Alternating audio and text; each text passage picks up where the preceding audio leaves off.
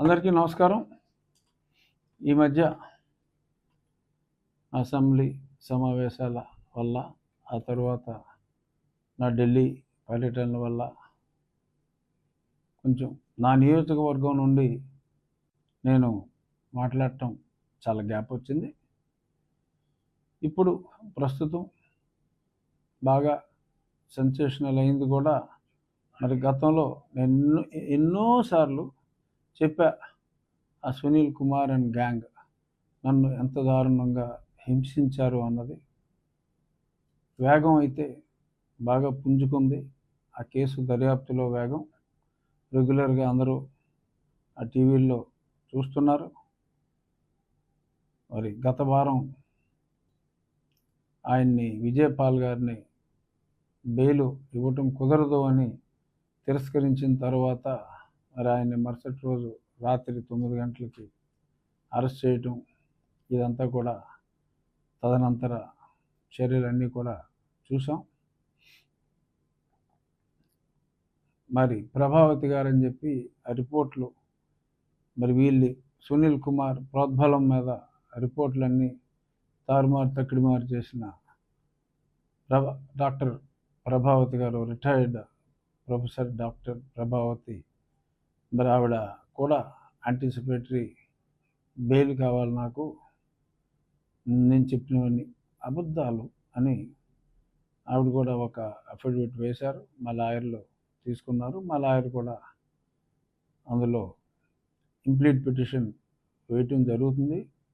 ఖచ్చితంగా నాకైతే మరి ఒకసారి సుప్రీంకోర్టు A4కి బెయిల్ రిజెక్ట్ చేసిన తర్వాత సాధారణంగా చూద్దాం ఏమవుతుందో చూద్దాం. నేను కూడా ఇంప్లీట్ పిటిషన్ అయితే వేస్తున్నా. అక్కడ హాస్పిటల్ జూనియర్ అధికారులు కూడా వారి వాంగ్మూలాన్ని ఇవ్వటం జరిగింది. ఈరోజు ఒక న్యూస్ పేపర్లో చదివా, ఎవరైతే ఇద్దరు విఆర్ఓలు మరి ఒక రిపోర్ట్ తయారు చేసుకొచ్చారు, వాళ్ళ విఆర్ఓల సమక్షంలో నేను అంత బాగా ట్రీట్ చేశారు నన్ను, చాలా బాగా ట్రీట్ చేశారు, భలే కంఫర్టబుల్గా ఉంది నాకు ఇక్కడ అని నేను చక్క మెట్లు దిక్కుంటూ వచ్చి, అంటే నన్ను పుట్టేశారు కాబట్టి కాళ్ళు, వాళ్ళు కావాలని అలా కల్పితాలన్నమాట.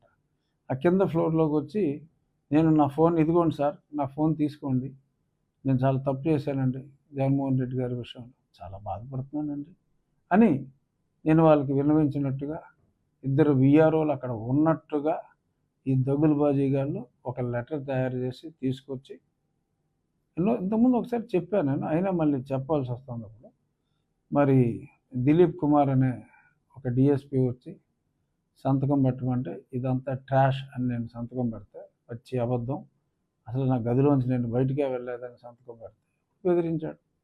నేను ఎలా మిస్ అయ్యో ఇంక ఇవాళ అవుట్, ఇది నువ్వు పెట్టకపోతే అని రెండో కాగితం, సంతకం ఉన్న పోర్షన్ ఆ కాగితం తీసి వేరే కాగితం తీసుకొచ్చి ఇప్పుడు పెట్టంటే మళ్ళీ అదే రాశా. వాళ్ళు నేను ఖండించింది కూడా అక్కడ ప్రవేశపెట్టవలసి వచ్చింది. ఆ తర్వాత మరి ఇంత మునుపు చెప్పారు, మరి నిన్న 164 స్టేట్మెంట్ కూడా వారు ఇచ్చినట్టుగా ఈరోజు ఒక ప్రముఖ దినపత్రికలో చూసాం. అసలు నేను రఘురామకృష్ణరాజునే చూడలేదు, ఆ రోజు అసలు ఈ విజయపాల్ని చూడలేదు, ఆ టెలిఫోన్ సంగతి నాకు తెలియదు. అసలు యాక్చువల్గా టెలిఫోన్ ఈ బండోడు పాలు అక్కడే తీసేసుకున్నాడు, అక్కడ నా ఇంటి దగ్గరే రావటం అలా మీద పడి లాగేసాడు ఫోన్. అదేదో అలా లాగటం తప్పు, లాగటం నేరం, అదే డెఫినెట్గా అక్కడ పిక్చరైజ్ చేసిన దాంట్లో ఉండే ఉంటుంది. చాలామంది చూశారు కూడా, విట్నెస్లు ఉన్నారు. అది అప్పుడు తర్వాత వాళ్ళు షూట్ చేసేటప్పుడు మా వ్యక్తి ఒక అతను విజయరామరాజు అని అప్పుడు అనుకోకుండా అక్కడికి వచ్చిన వ్యక్తి సజ్జల రామకృష్ణారెడ్డిని కూడా చూశాడు. బహుశా అదంతా ఐక్లౌడ్లో ఉండొచ్చు. ఇదిగో సజ్జల రామకృష్ణారెడ్డి అంటే, మరి అప్పుడు వుడ్లాండ్ షూ ఏదో వేసుకున్నాడంట విజయపాలు. ఆ వాడిని వెనకాల ఉన్న నా ఇంటి పక్కన వెనక ఉన్న గార్డెన్లోకి తీసుకెళ్ళి ఆ గుండెల మీద తన్నాడంట. ఆ తన్నేటప్పుడు అతను చూశాడు వుడ్లాండ్ షూ అని. మరి అంత దారుణంగా మరి అతను గుర్తుపట్టినందుకు సజ్జల్ని మరి ఇంత దారుణంగా గుండెల మీద తన్నాడు విజయపాలు. ఇలాంటి అకృత్యాలు చాలా చేశాడు ఆ రోజు. పరాకాష్ట ఏంటంటే, ఇదిగో వీళ్ళిద్దరూ సమక్షంలో ఇదంతా రాశానని, అదంతా బూటకం అని చెప్పి మరి 164 స్టేట్మెంట్స్ కూడా ఉన్నాయి. మరి Shrimati doctor Prabhavati, wife of lawyer advocate Ravi, who belongs to YSR Congress party even now. మరి ఆవిడ గారేమో చిచ్చి నాకేం తెలియదు, మా డాక్టర్లు అసలు నేను గైనకాలజిస్ట్ని, అసలు నాకు సంబంధం ఏంటి, మా డాక్టర్లు ఏదైతే అది ఇచ్చారు, అది ఇచ్చాను నేను అని చెప్పి ఆవిడ చెప్తుంది. డాక్టర్లు కూడా చాలా స్పష్టంగా ఇది కరెక్ట్ కాదు, నువ్వు ఉన్నది ఉన్నట్టుగానే చెప్పావంటే మమ్మల్ని మార్చేసి వేరే వాళ్ళతో సంతకాలు తీసుకుందని చెప్పి వాళ్ళు చెప్పారు. ఇదంతా పేపర్లోనే వచ్చింది. సో మరి ఆవిడ మరి ఏం ప్రయత్నం ఏం చేసినప్పటికీ కూడా ఇలా ఆల్రెడీ వాంగ్మూలాలు ఉన్నాయి, అబ్బెబ్బే నాకేం తెలియదు అంటుంది. కాబట్టి విచారణ తప్పదనే నేను భావిస్తున్నాను. మరి శ్రీమతి ప్రభావతి గారు వరకనైనా వాళ్ళ ప్రభావాలకు లోనవటం తగ్గించుకుంటారా, లేక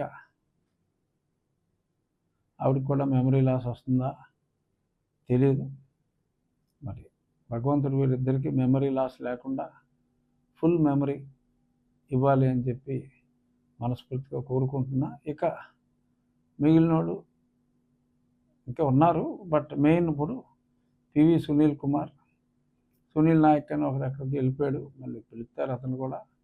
మరి పివి సునీల్ కుమార్ చరిత్ర చాలా గొప్పది.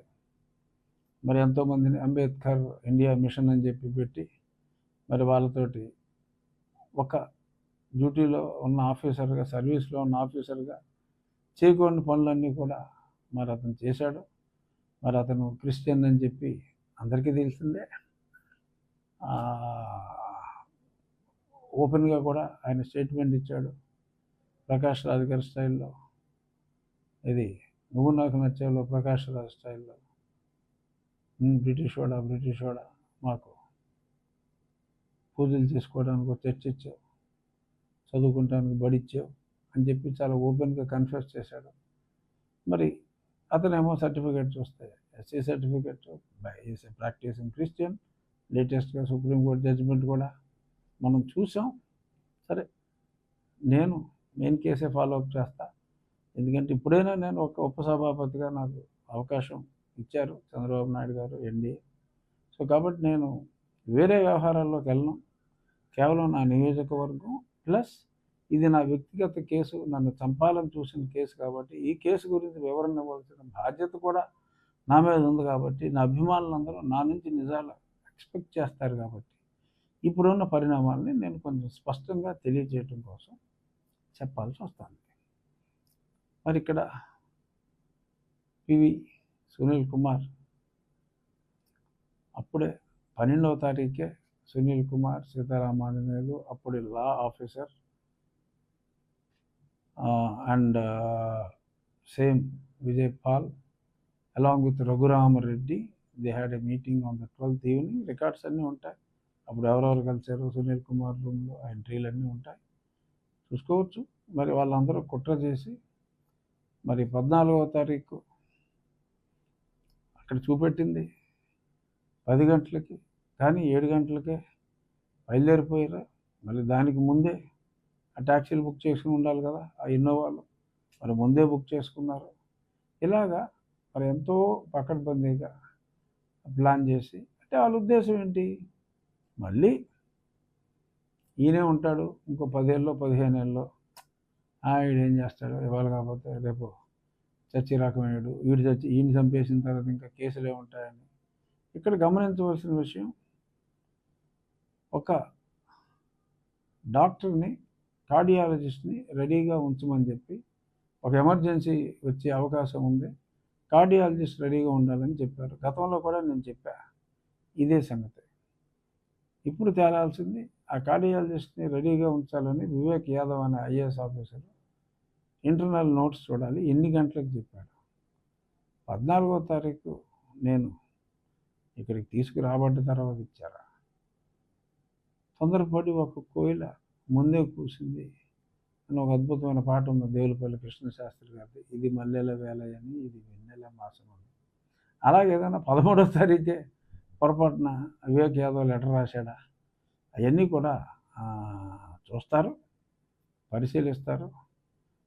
యాజ్ ఆఫ్ నౌ ఖచ్చితంగా ఎవరు ఏం చేశారనేది స్పష్టంగా అర్థమైంది. తుదముట్టించాలనుకున్నారు. ఇదిగో మా వెంకటేశ్వర స్వామి దయతో తుదముట్టించలేకపోయారు. ఆ జైల్లో ఇవన్నీ కూడా నేను గతంలో చెప్పినయే. ఏదైతే ఇప్పుడు నేను స్పెసిఫిక్గా మళ్ళీ ఎందుకు చెప్తున్నాను అంటే, ఏదైతే నేను చెప్పానో ఎందరో సాక్షులు ఆ డిపార్ట్మెంట్ వాళ్ళు they have confirmed the same thing. ఆ చార్జ్షీట్ చదివిన తర్వాత, రిమాండ్ రిపోర్ట్ చదివిన తర్వాత ఐఎమ్ సో హ్యాపీ. ఎందుకంటే రకరకాల వ్యక్తులు, అప్పుడు డ్యూటీలో ఉన్న కానిస్టేబుల్స్ వీళ్ళందరూ కూడా వచ్చి నిజాలు ఉన్నది ఉన్నట్టుగా ఆల్మోస్ట్ చాలా వరకు చెప్పేశారు.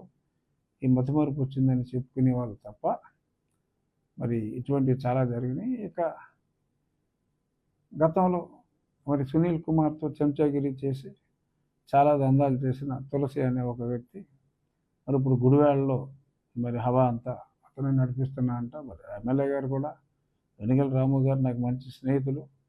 ఇటువంటి ప్రొఫెషనల్ గ్యాంగ్స్టర్స్ ఆర్ కలెక్షన్ ఏజెంట్స్ని మరి పక్కన పెట్టుకుంటే మరి ఆయనకి మంచిదేమో. నాకు మంచి మిత్రుడు కాబట్టి నేను కలిసినప్పుడు చెప్తాను ఇటువంటి గ్యాంగ్ను ఉంచొద్దని. నాకు ఎప్పుడో నేను గతంలో చాలాసార్లు చెప్పా, ఒక బరువైన వ్యక్తి టపాల్మని నా చెస్ట్ మీద పడ్డాడు, అప్పుడు మంచం కోళ్ళు ఇరిగిపోయినాయి అని. ఎస్, ఆ ప్రెషర్కి టపాల్మని కావాలని అప్పటికి 4 నెలల కొద్ది రోజులైంది నాకు బైపాస్ సర్జరీ చేసి. మరి వాళ్ళ ఉద్దేశం అలా టక్కమని 110 కిలోలు బరువు అంటాడు ఆ తులసి అన్నాడు. బరువైన వ్యక్తి అని చెప్పా. తర్వాత మరి ఇతను చాలామందికి ఆ దందాల్లో భాగంగా ఎవరనుకుంటున్నావు, RRR వేసేసింది నేనే అని చెప్పి మరి ఆ వ్యక్తి